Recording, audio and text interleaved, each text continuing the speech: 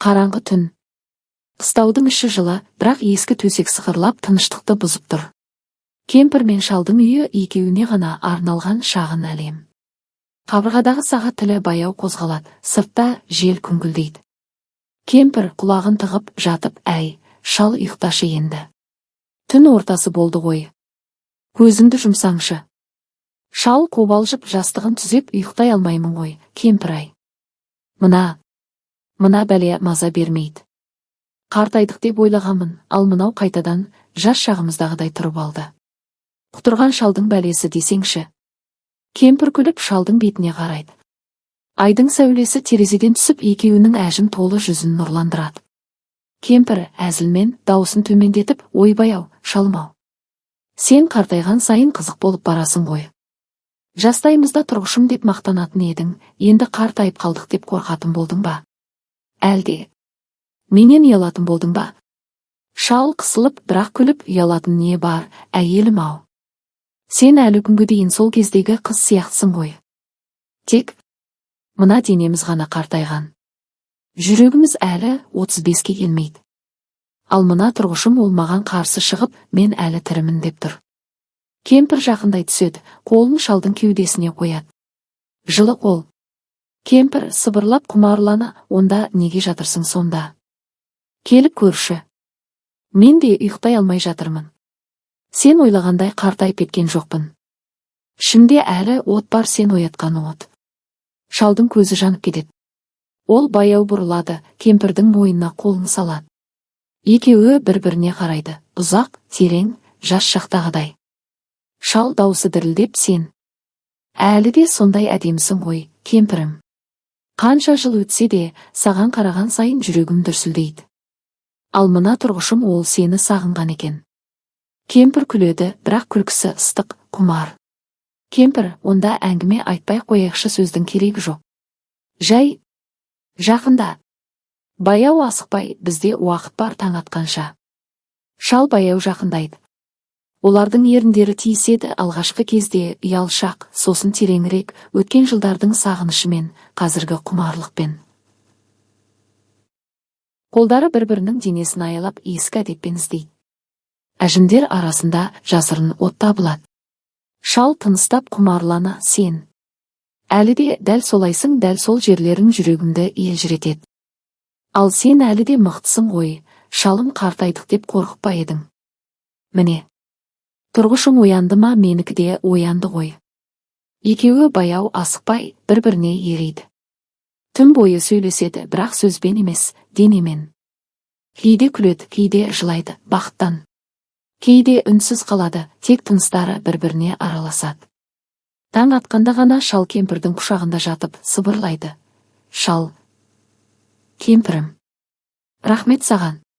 Қартайғанда да сені сүю, осыдан артық бақыт жоқ екен. Енді ұйықта, шалым. Ертең тағы да осылай болады. Біз әлі өлген жоқпыз ғой. Екеуі бір-біріне оралып тыныш ұйықтайды. Сыртта таң нұры түсіп, ескі үйді жылтады. Қартайған шалдың бәлесі енді бәле емес, ол екеуінің соңғы, ең тәтті махаббатының белгісі болып тұр. Таң атқан.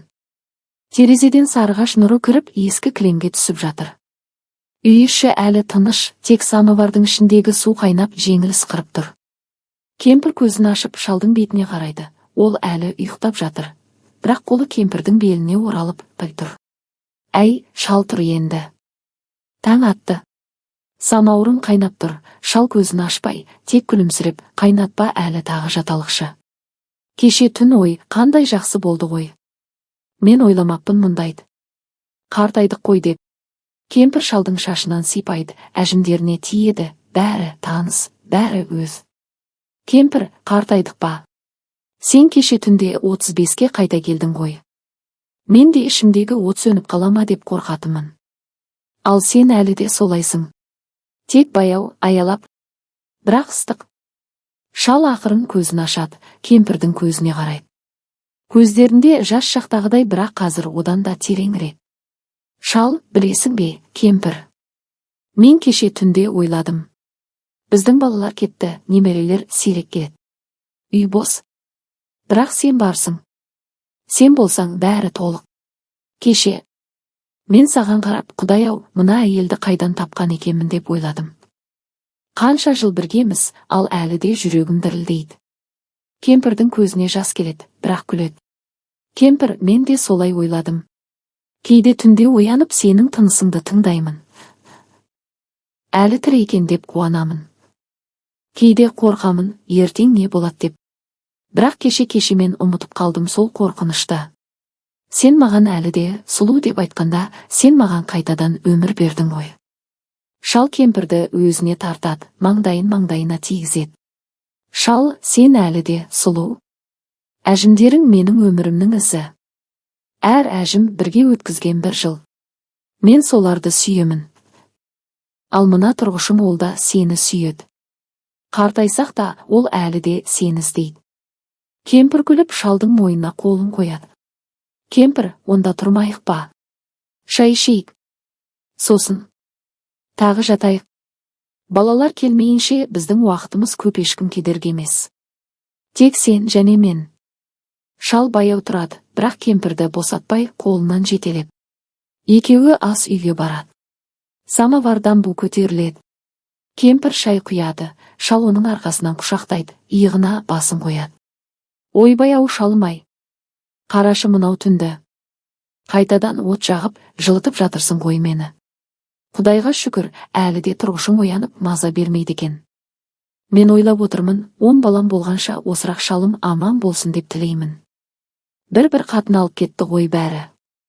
Қызым да, ұлым да үйленіп өз отауына кетті.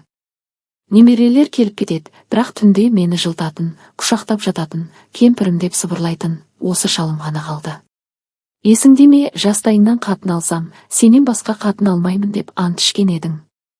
Қазір қарашы 10 баланың әкесі болдың, бірақ әлі де менің ғана шалымсың. Басқалардың шалы кетіп қалса, сен әлі менің қасымдасың. Қартайдық деп ойлағанмын, ал мына тұрғышың.